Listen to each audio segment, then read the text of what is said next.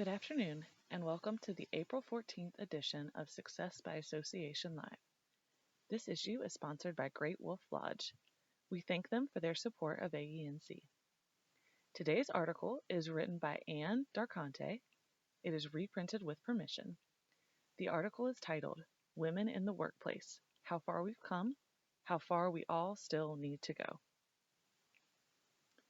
March was Women's History Month, a month to commemorate and encourage the vital contributions women have made and continue to make in the United States. March 8th was International Women's Day. According to the official website, this day marked a global celebration of the social, economic, cultural, and political achievements of women. First celebrated in 1911, this day remains both relevant and necessary 110 years later in the U.S. workforce. Wasn't 110 years enough time to address the inequities? Why not? How can it be that women still do not have gender parity and equality in our workforce? Sure, there are historic firsts. Escaping slavery, abolitionist Harriet Tubman is responsible for freeing hundreds via the Underground Railroad in the mid-19th century. In August 1920, the 19th Amendment to the Constitution was ratified, allowing women to vote in national and local elections. Amelia Earhart became the first female pilot to cross the Atlantic Ocean in 1937. The beautiful and talented actress Hedy Lamarr is not only memorable for her MGM performances, but also as the co-patent owner of a radio signaling device that became critical for preventing our wartime enemies from decoding strategic military communications. And Rosie the Riveter, supposedly based on real-life aircraft worker Rose Will Monroe from Michigan, became symbolic for the vital role women played in the traditionally male defense industry workforce during World War II. 43 years ago, a brand of cigarettes adopted the infamous slogan, "You've come a long way, baby." This highly successful advertising campaign, along with the product it promoted, were designed to appeal to women and to the growing feminist movement. Please note, I am neither endorsing nor renouncing cigarettes or cigarette smoking here. Women were portrayed as confident, successful, and independent. Even Wonder Woman made an appearance. Yes, 1968. We had come so far. Fast forward to 2021. We still have a long way to go. Gather a random group of professional women, and every one of them has a relevant story to tell. AENC did just this a couple of years ago at a conference session to kick off its Women's Leadership Initiative. The stories poured out. Being asked to stay late to meet deadlines because they are single and don't have children. Being judged for having to pick up children from daycare by a defined time. Being oogled for how they look. Being excluded from the dinner, golf outing, or other event with male clients, prospects, and or colleagues when at a professional conference or on other business travel. Being subject to reservations that query readiness to work with a male-dominated leadership team. Or perhaps their story may even be more painful, a tale of workplace harassment or even violence. According to ASAE, 75% of the association and nonprofit workforce is made up of women, yet only 45% of the top leadership positions are held by women. Women earn 82% what men earn in same or similar occupations. Who is responsible, and how do we overcome these inequities? Women, first and foremost, have a responsibility to prepare for the job at hand as well as for advancement. They must stand up and exert their confidence, tout their experiences and accomplishments, and earn the trust and respect of colleagues at all levels of an organization. They also have an obligation to treat others as they want to be treated.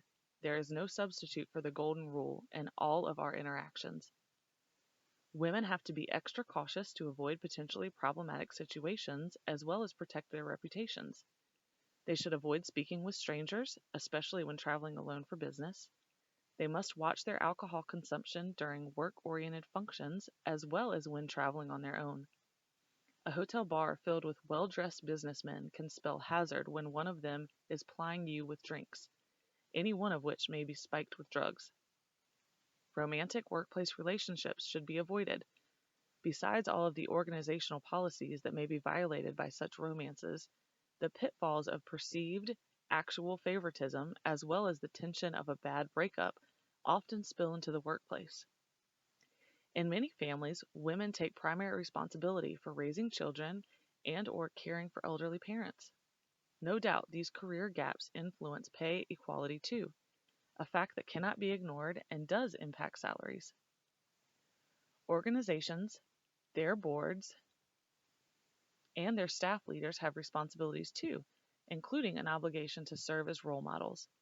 By setting the example that qualified females will not be treated differently in any aspect of their organization's governance, management, policies, operations, or events, the association and the industry or profession it represents earns a respected reputation for excellence, equity, and ethical values.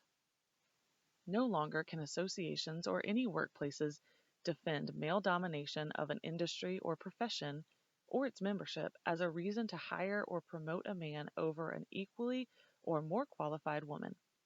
Such ill founded excuses expose leadership voids, exemplify outdated mores, justify inappropriate and possibly illegal behavior, and endorse the immediate need for a cultural shift. Sadly, yes, such practices still exist. And 110 years after the first International Women's Day, I ask again, how can it be that we still do not have gender parity and equality in our workplaces? Is it possible that some of the males guilty of such practices don't know they are even doing it? If not, how can they be made aware and educated to improve in a manner that does not punish their victims? Awareness and education can be critical steps towards improvement. If aware, how should they be held accountable? Perhaps at this point in our society, where race and identity are recasting our politics, public policies, workplace practices, and our cultural generally, we must remember that gender inequality continues too. It is long past time for rationale and civil discourse. We have an obligation to share our truths and have them heard. We must continue to share our stories, respect and appreciate our differences, and promote the productive and necessary distinctions of our contributions. We must hold our leaders accountable, and we must require change when equity standards are not met. Personally, when the time is right, I would prefer that International Women's Day and other such designated examples of distinction are eliminated. I, like most I suspect, would prefer we celebrate a society where our voices rightfully calling out discriminatory practices of any kind are no longer necessary. Then I could proudly stand and shout, yes, we all have come a long way, baby. That concludes this article.